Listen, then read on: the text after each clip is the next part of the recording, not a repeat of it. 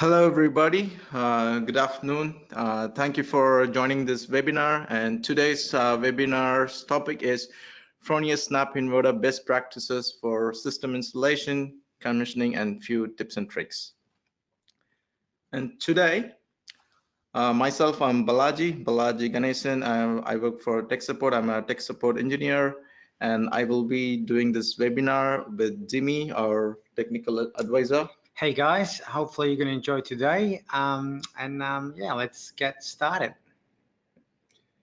So in today's webinar, we'll be covering a few installation and best practices for snap inverters and common installation errors to be avoided, and few tips and tricks for commissioning and monitoring setup, and also how to commission a Fronius smart meter and tips and tricks based on that.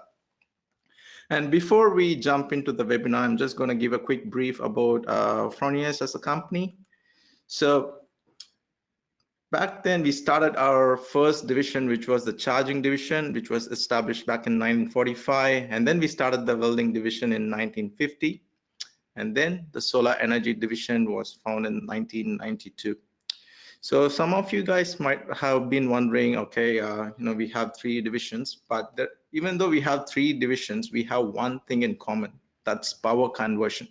So all these three divisions, involved with power conversion. So, we have been pioneers in this topic for such a long time. And apart from that, there is one thing in common. And we have a vision behind this. And the vision is 24 hours of sun. So what 24 hours of sun means? So 24 hours of sun is nothing but getting the future source of energy supply through 100% renewables.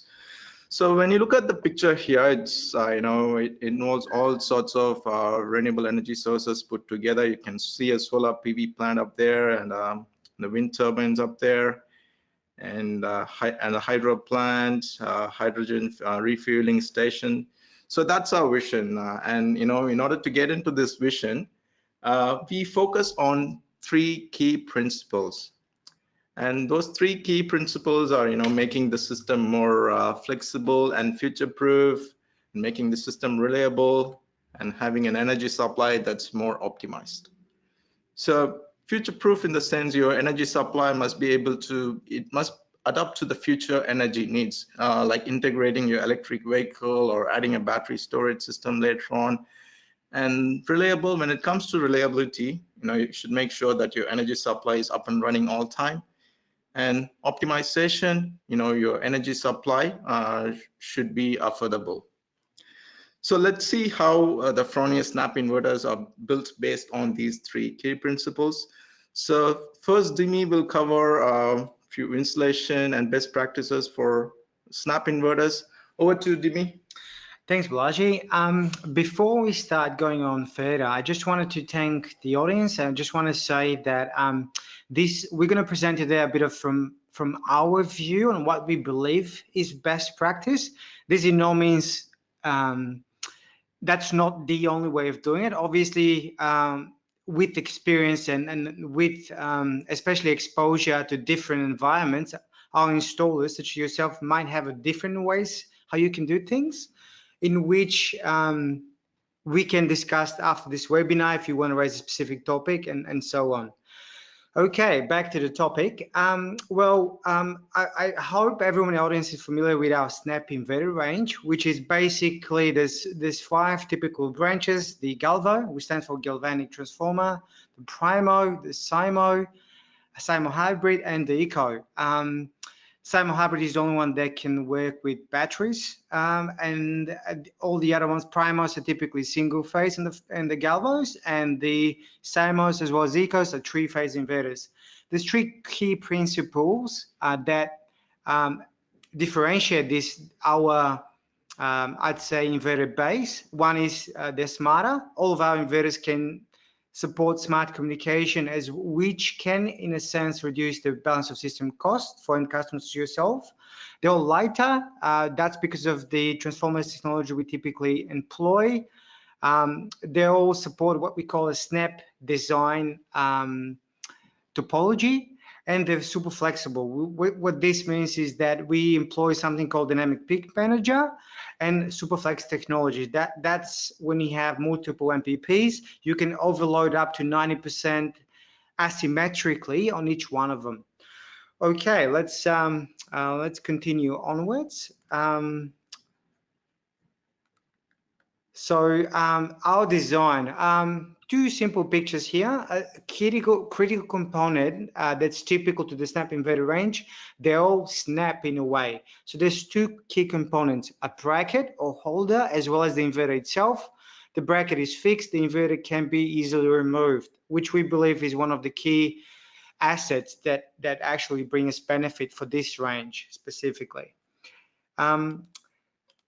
If we go further, one of the, I guess, important aspects when choosing inverter and installing one would be the typical location. These are the images you see on the screen typically come from the installation manual. What I'd like to point out here is the actual clearances that one needs to leave when installs an inverter. And on the picture on the left, you could see there's around 200 mil on top clearance and 100 mil from the sides. As we go through the slides, you'll actually see why this is, but just keep in mind when you install extra equipment such as cable trays, isolators, make sure this is being preserved for good system lifetime. Yeah. Going further, inverter orientation, I believe our audience is well acquainted with how the inverters can be installed. We can be installed horizontally on an area, such as a floor level, and on the roof as well. One advice that you don't want typically to install inverters exposed to the sun. The reason is that will typically cause a bit of higher operational temperatures and can cause derating. So it's not really recommended as well. There's also other positions that are not really smart to install. I'll just leave you to review that when you have a chance as well. Going further, we always suggest using adjustable torque screwdrivers. Recommended torque, this will be listed on the installation manual when you receive your inverter, but it varies around 2 to 2.5 Newton meters. Some common pictures there as well. So the snap inverter benefit, it typically, the inverter comes in two packages in a way. One is the wall bracket, the other one is the inverter itself. You could also see some extra components there, such as the cover, which is the silver part, and as well as there's a bit of display there as well, and the plastic DATCOM cover, as we call it, but you'll see it as we go along the presentation what it actually means and how it actually can be used. So typically the inverters come in what we call two inverter housings, small and big. They typically look like that. So the actual installation procedure is, as I said earlier, wall bracket on the wall, and we snap the inverter on the bracket. Don't forget, there's two holding screws that hold the inverter in place, and they have to be installed as shown here, which is again part of the manual as well. Don't forget to respect the torque values as listed here. Over tightening may lead to premature failures as well. Again, the big one is the same as the one previously, it's just that be mindful that they're a bit heavier, depends on what inverter range you install, which means you may need two people to hold it properly in place. Going further, the mounting bracket itself, it typically looks as shown here. It's IP20 rated, so don't forget if you're replacing an inverter or you leave it hanging on the wall like that, it's not really isolated, so you would need to cover it or maybe just leave the inverter hanging on the wall. There's also three typical, I'd say, holding points to the wall. That's for the small inverters, four for the big ones. They're marked as black circles here. There's also metal springs for EMC or noise protection. Don't forget, because they can easily fall off. Don't forget when you install the inverter, they should be in place, which can help reduce the noise being induced by the inverter itself. At the bottom there, between the top and bottom section is the water barrier or the outlet between the sections of the cover itself, and the cooling slots or serrations on the slide there for the fan. You'll see later on how that looks like from the back. As we said, the wall mounting is actually divided in two sections, small and big in a way. Small, you actually need 3 screws to hold the cover in place safely, and with the bigger ones you need actually 4, because it's obviously it weights more, so you need to hold more screws to put it in place properly. It's a typical error that this happened, not enough screws being used for the inverter. Don't forget that this needs to be followed properly in order to ensure proper inverter operation, and long lifetimes for the customer as well. There's also a drawing which may be helpful on site, a template with dimensions which looks like this. We can obviously share images how this looks like further on if that's required with the audience. Previously I was referring to this. So when you install inverter, bear in mind there's typical 2 inlets, inlet and an outlet. So the clearance 100 mil, which is to the right of the inverter, which is shown with the blue arrow, that's the air inlet, so cold air coming in, and there's hot air outlet, which is the one on top, which is actually cooling the inverter and blowing outwards. Do not forget, typically we see a lot of installations that there's cable trays or there's other accessories being installed too close to the inverter. Don't forget to retain that 200 mil clearance, because this will help the inverter cool itself better, as well as not cause premature aging of the cables installed on top as well. You can also have some errors or state codes coming up if this is not being retained properly, such as 507 and others as well. Going forward, what we call DC connection terminal. This is the actual connection terminal for the whole inverter. This is installed on the wall bracket itself at the bottom part. There will be a few sections important to mention here. Going forward, we'll see the DC disconnect area where the actual switch breaks the DC incoming cables. Typical 2 channels inputs, MPP 1 and 2, being presented with 3 connection slots for each of them. That's the negative connection points for the both channels. They're all on the same bus, as you can see here.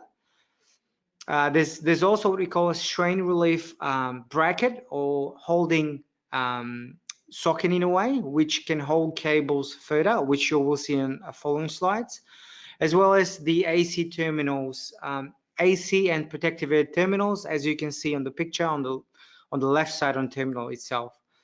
On top, there's also surge terminals for the surge arresters if installed on site. Typical holding screws for the terminal in place, as well as lugs for cable straps. This is, you could use these holes to put holding restraints for your cables in place, so they don't have to be left loose. So it's a bit easier and easier to install, really. For the Ecos, it looks a bit different, a bit bigger, and there's a few accessories added on. Typically, those are the fuses, as you can see here. The MPP, the pluses and the negatives are positioned differently. So the red is typically marked with a positive, the gray is with a negative itself. Don't forget with the fuses, they're typically shipped with solid steel bars, which means there's a short circuit there.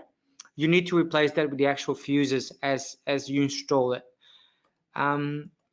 The strain relief, as mentioned earlier, looks as shown in the picture here. That's the small inverters left, big inverters on the right.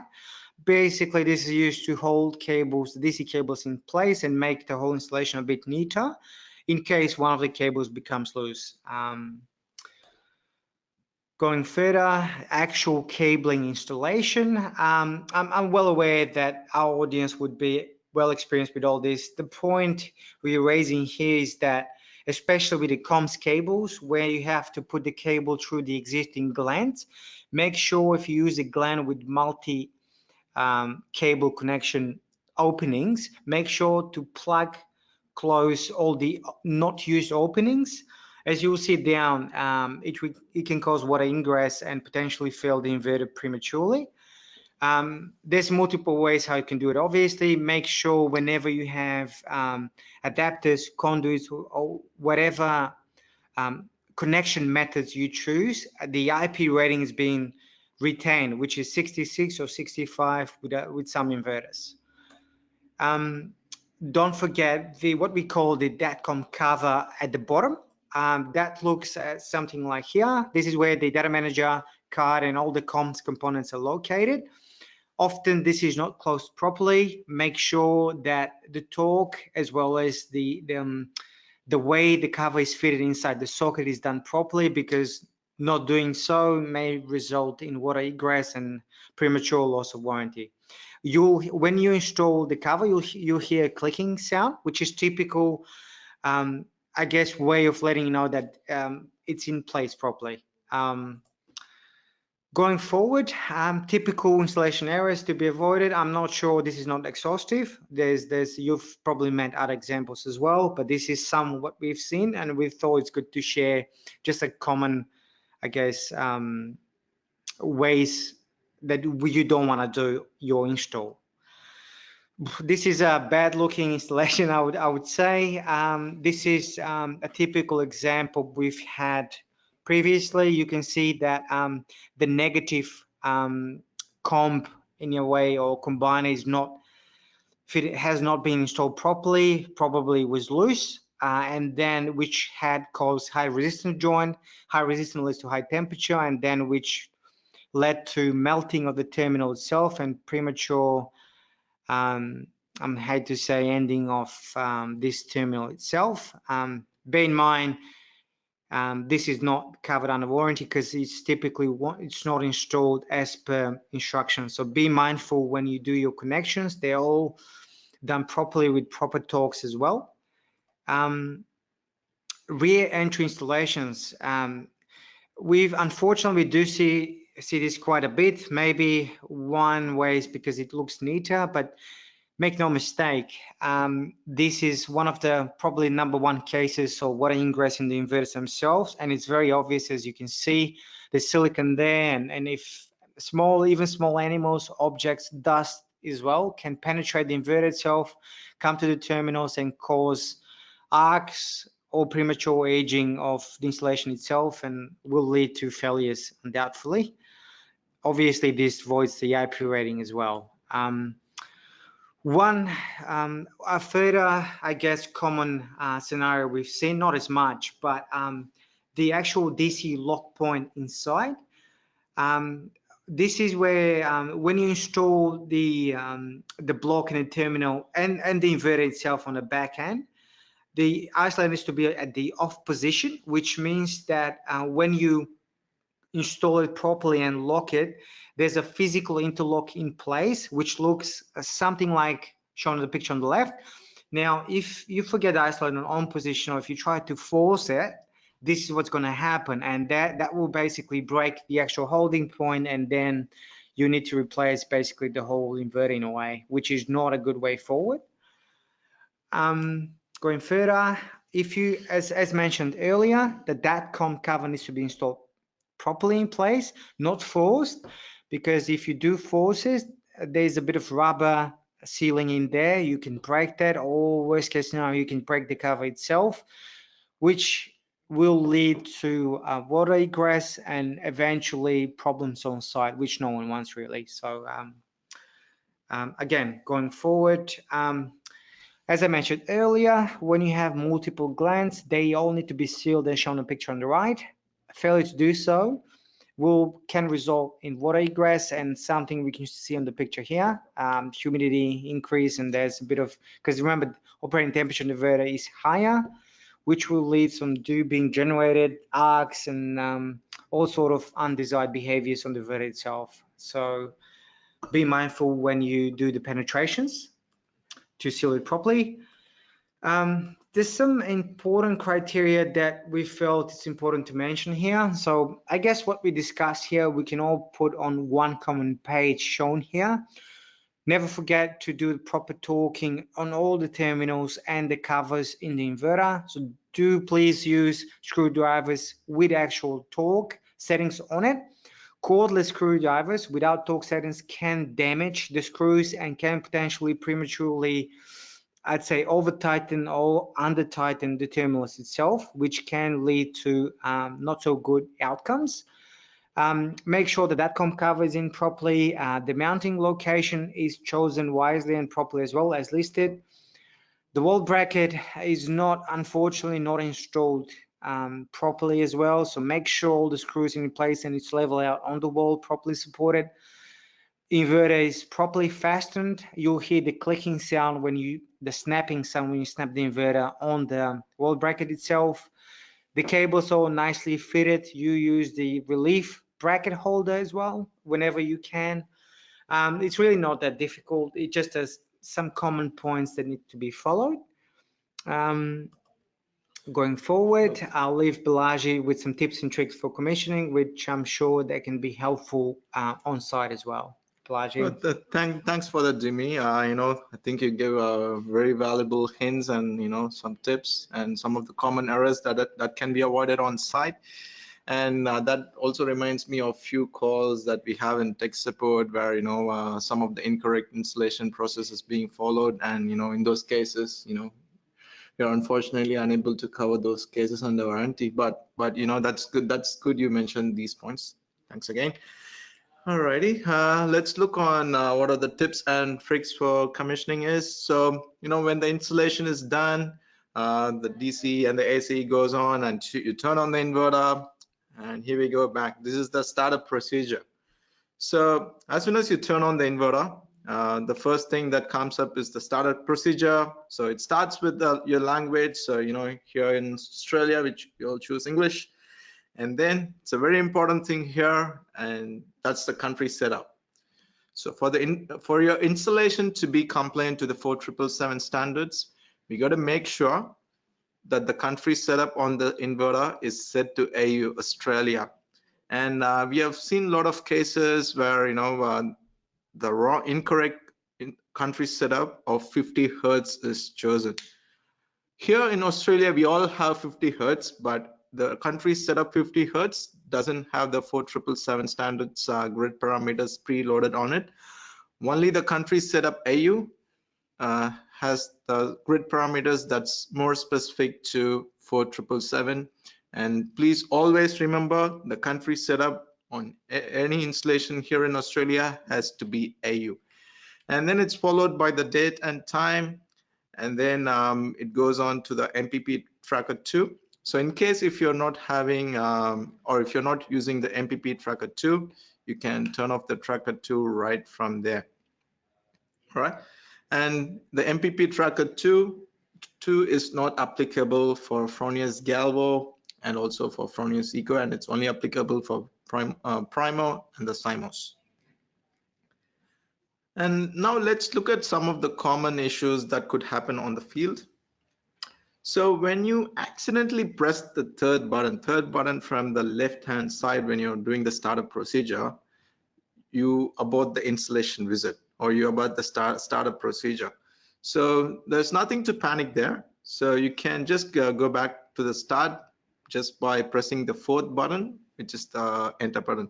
And it's quite obvious sometimes people might get confused with the third and the fourth button. So always remember the third button from the left hand side, that's the backspace, so you can go back, and the fourth button is the enter button, or you can acknowledge it by pressing the fourth button. So whenever state 482 happens, you got to press the fourth button and then it will take you right to the start. And then get an error state 509. So if you've just commissioned the system, you just turn on the DC and AC, and you might see an state notice 509. So what does 509 mean? So 509 means no feed-in power into the grid in the last 24 hours, which is quite obvious in case of a new installation. So when this happens, you can acknowledge the error code by pressing the fourth button again, and also make sure that the inverter's inbuilt DC switch is turned on, because without that the inverter cannot start producing the power. So always make sure that the inverter's inbuilt DC switch is turned on. And now let's look into some of the state codes and state classes that you can see it on the inverter screen, or if the system is set up for online monitoring, you can get to know what are the error codes based on the different classes. So any error code or the state code that starts with 1, it's most likely caused by the grid, or it's a grid related fault. And some of the commonly occurring error codes are 102, which means AC voltage from the grid is too high, 103, which means AC voltage is too low, and at times you can get 107, which means no AC grid detected. And say if you get a 107 error, it's good that you check those 2 fastening screws that Dimi mentioned in his previous slides. Just make sure those 2 screws are nice and tight, because if those 2 screws are not tight enough, the inverter can't establish its contact with its electrical connections. It could be on the DC side or on the AC side. So 107, it means it's not getting any AC. So always make sure those 2 screws are nice and tight. And error code 3, any error code that starts with 3, it's a temporary error. It could be a hardware or software related issue. And some of the commonly occurring ones are 307, which means low PV voltage, and 314 and 317. And especially with the errors 314 and 317, always check the isolation on site using a mega. Just make the measurements and see what the resistance values are, because that might correlate with the earth leakage current or an earth fault. And state codes that starts with 4, again, it could be a hardware, or sometimes it could be a software related issue. And some of the commonly occurring ones are 401, 457, and 475. 475 is commonly known error code for an earth fault alarm. And 457, at times 457 could be fixed by doing a software update. You can look into the details of all these error codes on the inverters installation and also service manual. And error code that starts with 5. So with the error code 5, it means that it doesn't affect the inverter's feed-in operation. So it means, for example, some of the commonly occurring error codes are 517 or 567. So 517, I think Dimi might have mentioned earlier on his slides, 517 stands for power derating due to over temperature. So what the inverter does is, so if the inverter's temperature is going up too high, the inverter will start derating its power. So that's what 517 means. And 567 means the grid voltage dependent power reduction is active. So when the voltage from the grid keeps increasing, the inverter will start reducing its power just to prevent the inverter tripping down totally. So that's error code that starts with 5, which doesn't affect the feed-in operation, but it needs to be looked after. And error code that starts with 6 and 7, they are most likely due to a software related issue, especially with error code 7. Any error codes that starting with 7 could mean when you're trying to do a USB software update, or if you're using an incompatible USB stick, any error code that starts with 7, that could pop up on the inverter screen.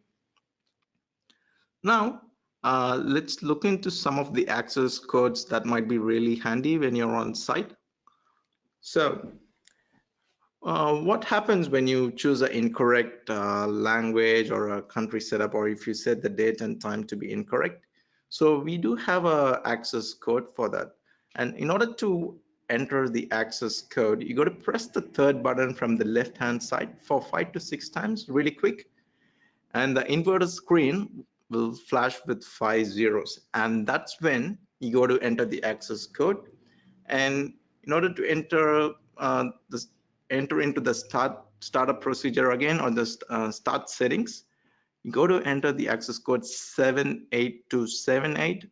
So by entering this access code, you can change the language, the country setup, date and time again. And there's one easy way to remember all these access codes. So if you have a phone with a keypad, and when you type in 78278, So I'm sure you know, all of us might have used the old generation of phones and used those keypads. So when you type in 78278 on them, you can type in the word start, and that's how it works. And then going on further, in case if you want your customers not to get into the setup menu and make some changes to the system settings, you can lock the setup menu by using the access code, which is 12321. So when you lock the setup menu, and if someone else wants to access the setup menu, you will have to enter the same access code to unlock the setup menu as well. So this might be a handy one, you know, to for you to prevent your customers to get into the system settings or the setup. And the state counter access code, which is nothing but 37767.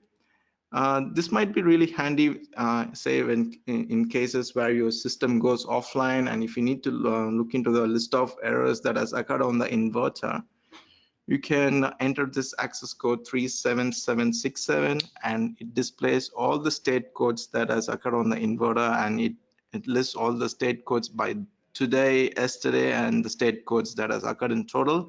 And it also lists all those state codes, but by the number of times that the error code has occurred on the inverter. And the access code 73887. Again, if you just want to reload the country setup on the inverter, say in case if you have accidentally chosen the country setup to 50 Hertz international, and if you want to reload the country setup to the right one, you got to use the access code 73887. And again, when you type in 73887 on your phone's keypad, you can type in setup. That's what it stands for.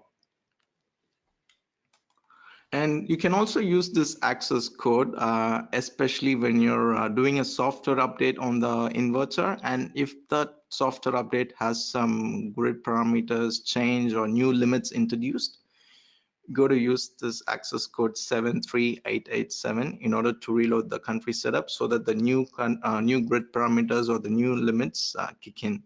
So that's the access code, guys. And the access code, which is 22742, that's the basic service menu settings, or you can use this access code to get into the basic service menu. So under the basic service menu, you can get into the MPP settings, say in case if you want to turn off the MPPD or turn it on. You can use this access code. You can also turn off the dynamic peak manager if not required. So that's what it's being used for. And also you can change some of the relay settings, which I will explain it to you later on. All these relay settings can be changed using this access code as well. And the signal input relay settings, that's what I mentioned before. There's a normally open and normally closed relay that comes within the inverter. And this relay contact is especially used for setting up an earth fault alarm using an external sound buzzer. And you can program this relay by going into this access code. And you can also perform a total reset by using this. And you can also activate the USB event logging, and also you can set the time delay that the inverter logs all the error codes and also its production details on a USB stick. So you can change those settings by going on to this access code. And this slide just quickly summarizes the list of access codes. And apart from all these 5 access codes, there is one access code that might be required to change some of the advanced grid parameters. That's called the Profi menu access code. And due to some reasons, we can't share this code publicly. And if you need this access code, you can get into touch with Fronius tech support, and we can send you a form which you can fill in and send it back to us, and then we can provide you the ProView menu access code.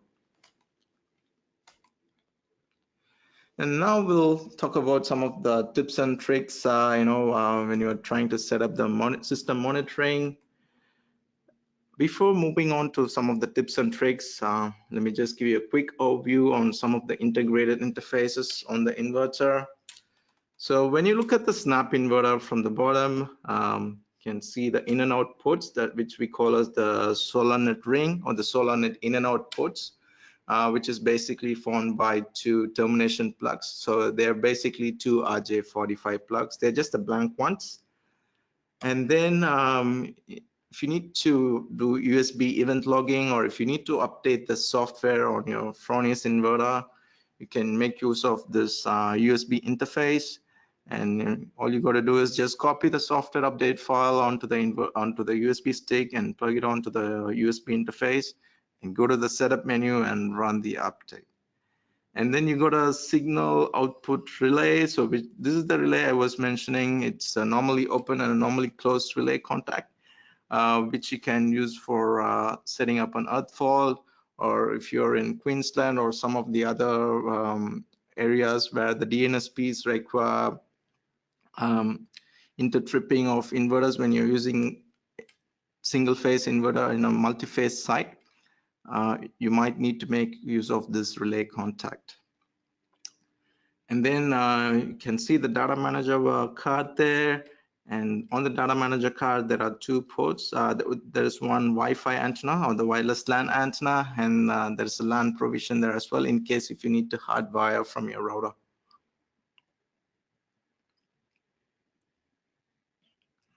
And some of the most commonly used components for system monitoring.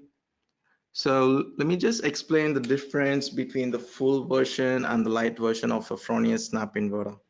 So the difference is very simple and straightforward. The full version comes with the data manager card, and the light version doesn't.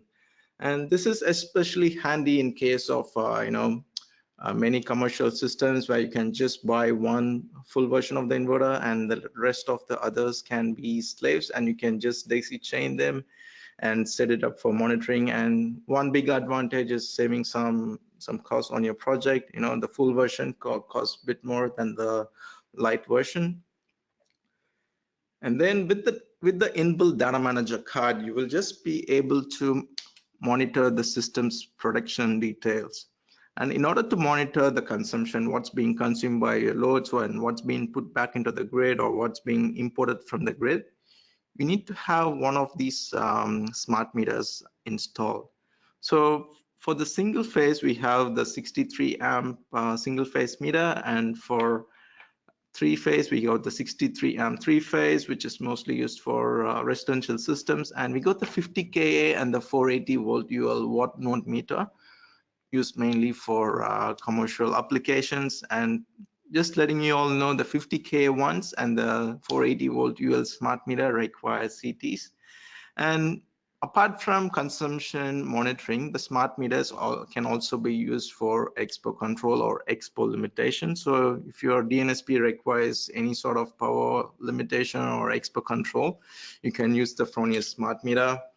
And then again, quickly mentioning about the termination plugs. These termination plugs form the solar net termination, or it's called the solar net ring. And these are now nothing but the two RJ45 plugs, and they look like this in the picture.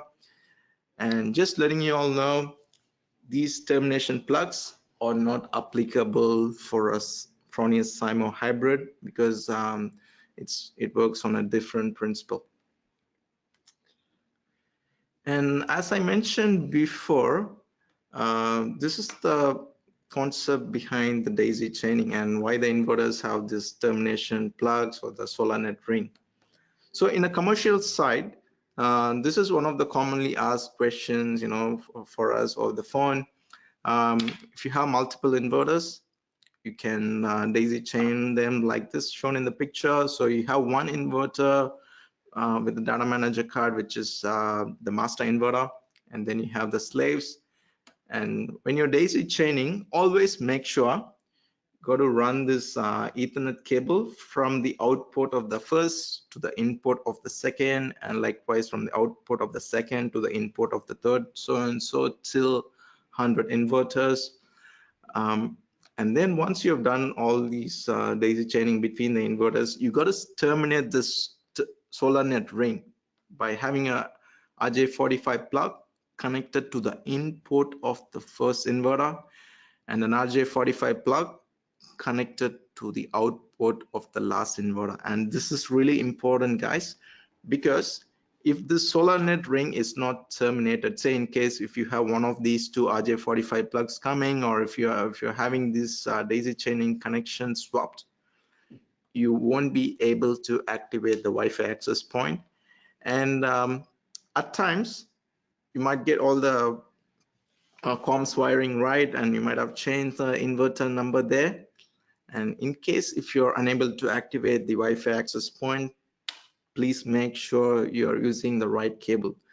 And if you're not using the right cable, it's not compliant with the system, and you won't be able to activate the Wi-Fi access point. So always make sure you use the right set of cables, and that should be all good.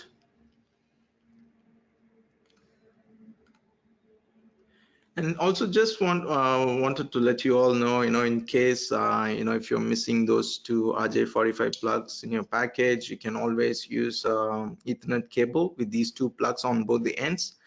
And, you can run it across the in and out, but that might not be applicable for a daisy chaining or Fronius inverters daisy chaining case. And moving on to commissioning. So that's pretty basic and easy. So you got to go into the inverter setup menu.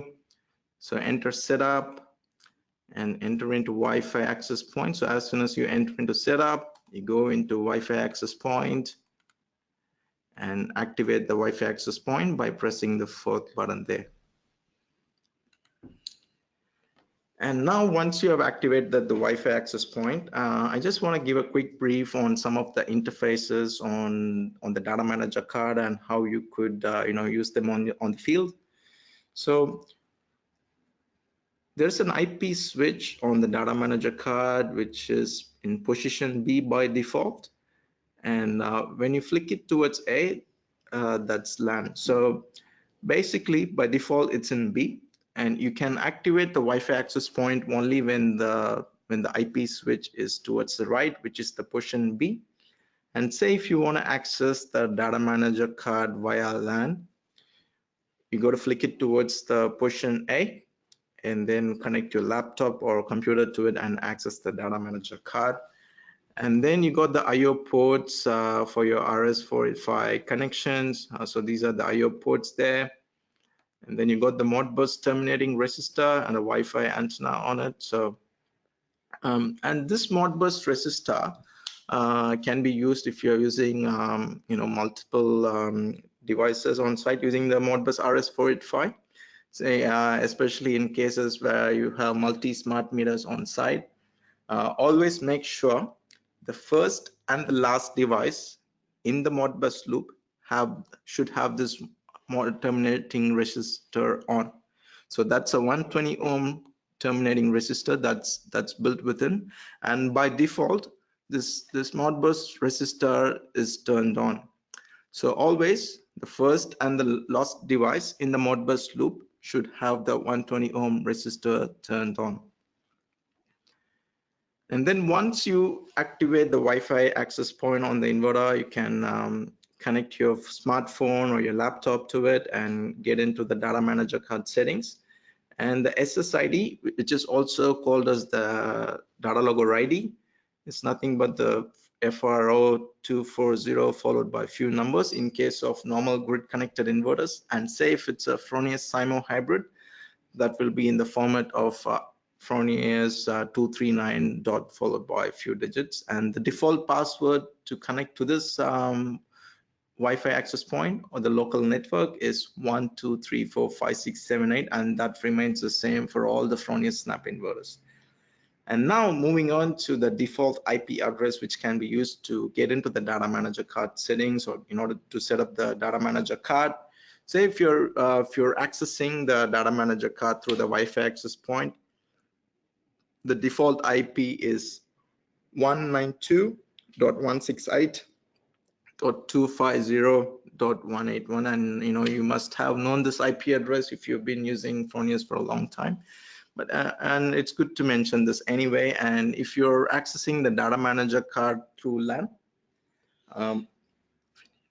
you can use the IP, which is 169.254.0.180. Sorry guys, sorry Balaji. I just want to quickly highlight this. You've obviously made this on site, but position B and A are closely related to the IP addresses that Balaji has shown here. So B usually means dynamic IP address and A means static, which means that if you set that switch to A, then you need to put in a fixed IP address on your phone. That will be your laptop in this case.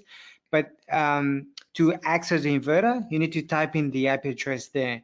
Once you're done, don't forget to turn the switch to position B, which then will enable the inverter to pick up automatically IP address from whatever Wi-Fi or local router you have on site. Just to quickly remind on that. Yeah, thanks for the tip, Dimi. And now once you enter into the commissioning or the monitoring setup of the data manager card, there are two wizards that you might see on the screen. One is the Solar Web Wizard and the Technician Wizard. And with the Solar Web Wizard, that's used for general monitoring setup. Say if you don't have a smart meter and you just want to set up the monitoring, connected with your customer's Wi-Fi or the LAN network, this is the option that you're looking for. And that's the Solar Web Wizard. And in this picture, you can also see the LAN settings that Dimi just mentioned. That's between static to dynamic. And if you're using LAN, you can make use of these settings. And with the Technician Wizards, it's important to know if you're using a Fronius smart meter or if you're using some of the Modbus features on the Fronius inverter, you can make use of this Technician Wizard.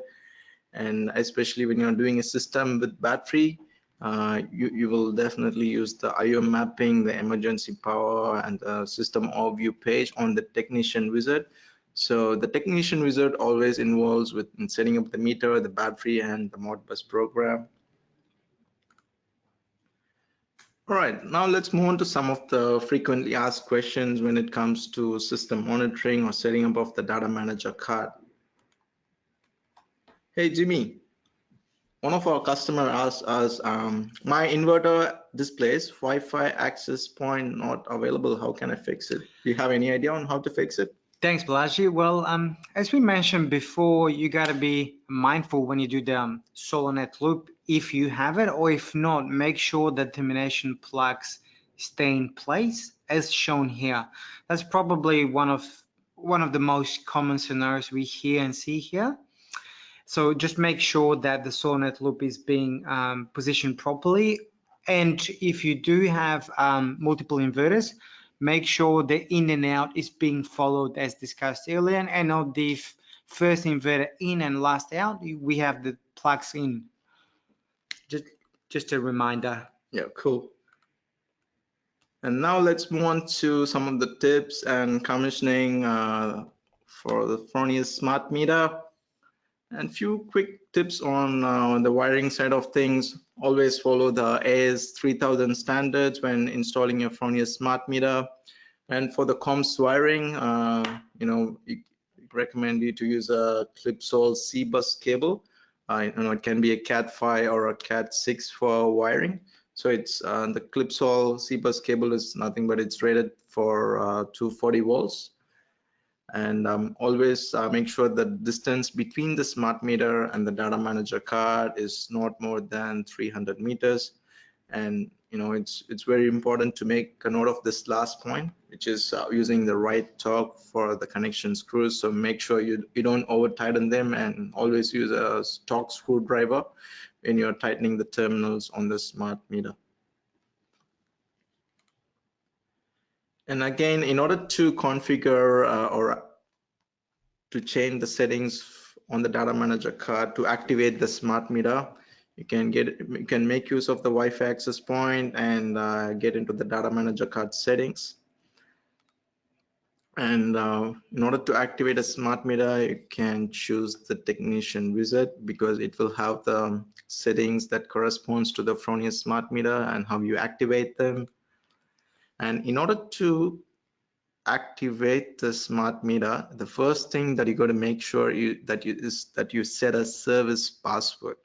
So that can be set under the password section, and this might be really handy when you're retrofitting a smart meter. So you might have just done the monitoring setup, and when you're doing the monitoring setup, you will just set up the admin password.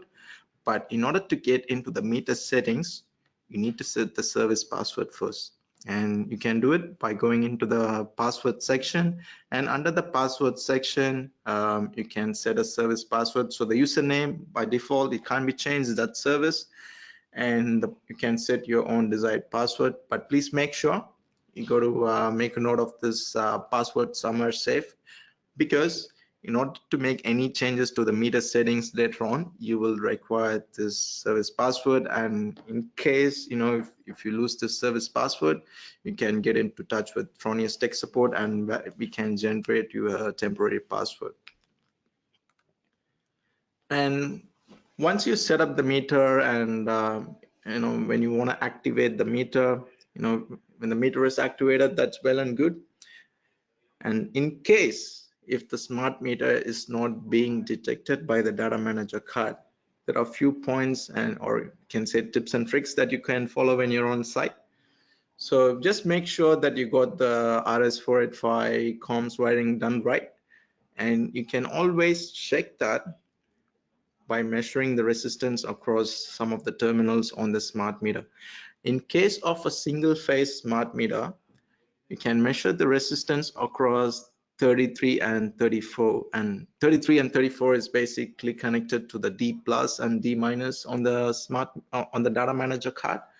So that resistance has to be close to 60 ohms. It could be 50, 60, or 70, somewhat close to 60.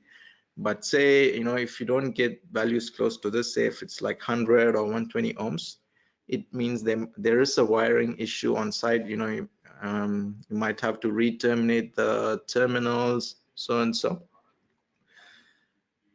So that's the reason you got to measure the resistance between 33 and 34. And in case of a three-phase smart meter, you can measure the resistance across A and B.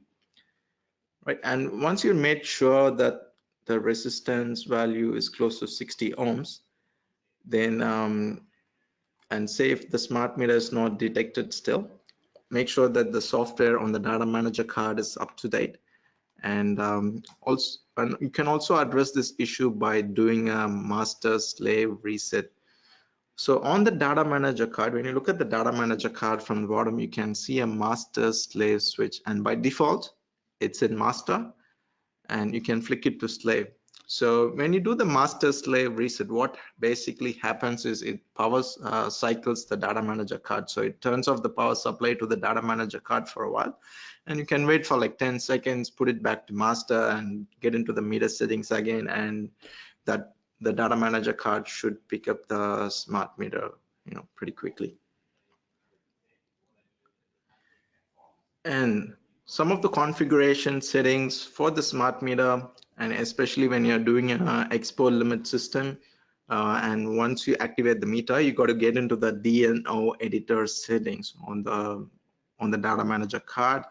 And always, when you're having a system with export limitation, you got to choose this option called limit for entire system under the dynamic power reduction menu. And we highly recommend you to use watts instead of percentage here, especially when you're having a export limitation on site, because when you choose watts, it makes it more accurate. So always choose watts rather than percentage, and that can be done by clicking on this drop down menu, and you can choose between watts and percentage, but we recommend you using watts. And on the first row, you can enter the maximum DC power that's connected to the inverter. And on the second row, which is the maximum grid feed-in power, is how much you can export into the grid. And it's also very important that you choose the controlling priority for the dynamic power reduction as number 1. And in order to save the settings, please make sure that you click on the tick. And if you don't click on the tick, the data manager card is not going to save these settings. So it's really important to do this step. Click on the tick to make or to save any settings or changes that you've made. Thanks, Balaji. Just a gentle reminder, the positive values indicate grid feed-in and negative minimum import. So if you want to have set minimum export limitation, depends what you have. Its positive values would indicate that you have a minimum feed-in requirements to the network. So that's just a quick difference between positive and negative values there, that's all. Cool, it's a good tip. And that's especially handy in case of systems or smart meters using CTs, yes, because you can get to know if the CTs have been wired incorrectly, if they're facing the wrong direction. You can get it straight on. That's correct. Yeah. Yep. And some of the, I would say it's one of the most frequently asked questions, on the hotline. I'm unable to visualize my consumption values during the night time. So what's going on there? So if you have a smart meter, it's really important that you turn on the night mode on your inverter. So if the night mode is not turned on, you won't be able to visualize the consumption values at the night time. It's very important. And just letting you all know, the night mode is not applicable for a Fronius SYMO hybrid. And going further, how to update Fronius inverters and why do we need to update them? So for every software update that we release, to everyone, it can be downloaded from a website. And the main feature is say if you have some new limits or bug fixes or new features introduced, you might have to update the software on the inverter, and it's not required to update the software on the inverters. It's not mandatory, but in case if there are any new features or functions that we release, that software update can be done. And say if you have the system set up for online monitoring, you can do a remote update via SolarWeb. And say in case if there is an issue with the inverter, and say if it's not online, you can still download the software update file onto an empty USB stick. And just letting you all know, the software update file is in the format of FRO followed by a few numbers .upd. UPD is nothing but the update file. So that's the format of the software update file that you're looking for. And when you go on to the tech support area of our website, there's a separate section called software updates where you can download the latest copy of the software update file. And in case if you want to know what the software update file actually has something new, you can get into the change log, and everything is up there on the website. So the change log lists all the new limits being introduced, new features, possible bug fixes for each and every inverter type. All right, and always make sure if there are any new limits that's been introduced in a software update, make sure you reload the country setup back to AU, Australia. And just giving you a quick brief on the Fronius SOS, which is called the Solar Online Support Tool. And say if you have a SOS account, you can just log into your SOS account and start troubleshooting the Fronius inverters. In case if you're unsure what the actual error code stands for, you can log into your SOS account, select the product group, select the inverter type, and just punch in the 3-digit the state code, and it gives you the troubleshooting steps. And you can start troubleshooting your system when you're on site without even contacting tech support. You can be independent on site. That's very important, and you don't need to wait for us. But we are always there for your backup. So if you don't have a solar online support account, we would highly recommend everyone to have a SOS account set up. And in order to have an SOS account, you need to set up an account with Fronius, and we can set up an account when you sign a declaration of consent form. And if you're an FSP, you can also know which PC board or which power board has to be replaced in case of an error with the inverter. Alrighty, and I think that's about it, guys. And now, Let's you see all some know questions. the best practices for installing Fronius Snap inverters, and you're all part of 24 hours of sun. Thanks for your time, I appreciate it. And let's see what questions are coming up, if any. So thank you, everybody, but we'll stay for some more time to answer some of the questions. All right, so feel free to ask questions if you have any, and there are a few handouts that's been linked to this webinar tool, and it has the presentation that we have done today and some of the most commonly used quick guides that might be handy for you. So please make sure that you download them all. Thank you very much, and have a nice evening. Thank you, guys. Hey guys, so a bit of questions coming down. Let's have a look at some of them. There's one that came from Michael King. Question goes in relation to the comms area connection point of the inverter itself. It reads as, does the data have to go through the front gland into comms area, or could it be brought through the base maintaining IP rating? Of course, the brought through the breakout into the comms area.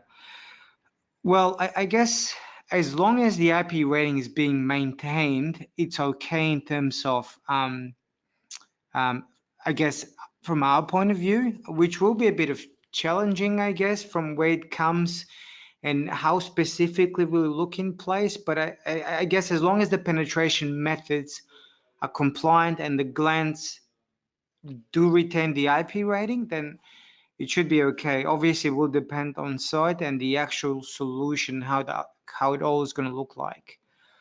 Do we get a copy? I do believe you'll get a copy of the presentation, and there's also handouts as well. There's also a question regarding a cover, if the inverter will be removed for warranty purposes. The replacement inverters do come with covers. Obviously, you do need to install, if you do mean for the inverter cover. So you could use that as in the interim. Not sure if you meant something else there. Okay, there's one more. There's one more that installing inverter inside the garage, are you able to drill the bracket out and install a multi-hole gland for rear cable entry, or does the void the IP rating? Unfortunately, that will void the IP rating. We do understand being installed in the garage, it's not exposed to the environment, but don't forget, the holes don't just pertain to water ingress. There's also dust. There's also, I'd say, small insects and animals that can go inside as well. So we do recommend do not drill the back of the Snap Inverter range. For your information, with our new range, there will be access points from the back as well. So we've listened, but with the Snap Inverter range, this won't change, unfortunately. Going further, can Dextron shielded twisted pair cable be used for comms rather than a C-bus or Cat5? Michael King again. Look, if you can maybe send some spec sheet on this specific cable, we can certainly have a look at it. Unfortunately, I can't answer the question as we see it here. Hopefully you do have our email address. It's pv-solutions-australia@fronius.com. Feel free to forward your question there. We'll have a look and we'll promptly advise. The webinar PDF link is not working. We'll try to resend again. What we'll do, we have your email addresses. We'll try to send a copy of the handouts and presentation to all the emails registered as well, so you have a copy of that. Going further, yes, that's what I meant about the cover. So as I said, the replacement cover does come with the inverter itself, so you could use that in the interim. Obviously, you're going to have to use the original inverter cover as a permanent solution. Hi, Michael. I just wanted to add one more point to what Dini has mentioned. So with the replacement inverter, that's just a transport cover. So you can still use the cover from your old inverter. So when you return the faulty inverter back to us, please make sure that you put the transport cover back onto the unit. Hi Michael, yeah, we got your question now. Say in case if you're removing the inverter off the wall and if it's just a mounting bracket by itself, that might be exposed to some water or some, if it rains, water might get into it. So, it's best that you have the inverter on the wall till you get the replacement. And once you get the replacement, you can put the replacement one there and return the faulty unit back to us. And we don't have any cover for that, unfortunately. And answering to question asked by Cameron Judson, do we get a copy of the video recording of the session as well? Yes, definitely, Cameron. There will be a YouTube video link or the YouTube recording that will be available shortly. So we just need to edit the video, and it might take about 1 or 2 weeks for the video to be available on YouTube. Yeah, but definitely you will have this recording on YouTube. Thanks. Just this goes to Michael again. Sorry. We had some cases where there has been some geckos inside the terminals, which most likely have been there if the inverter is exposed out from the cover for a while. Just make sure that that doesn't happen too often, because otherwise you might have some insects coming in there and causing all sort of nasties afterwards. That's all. All right, lovely people. I think we're gonna wrap up this session. Think we can stay on the line for the next 2 minutes, but if you don't hear any questions from you, we're gonna end this webinar. And once again, thank you for joining this webinar and hope you found this informative. And any technical queries, you can always get into touch with tech support at 0383402910, or you can email us on pv-support-australia@fronius.com. Thanks. Have a good evening.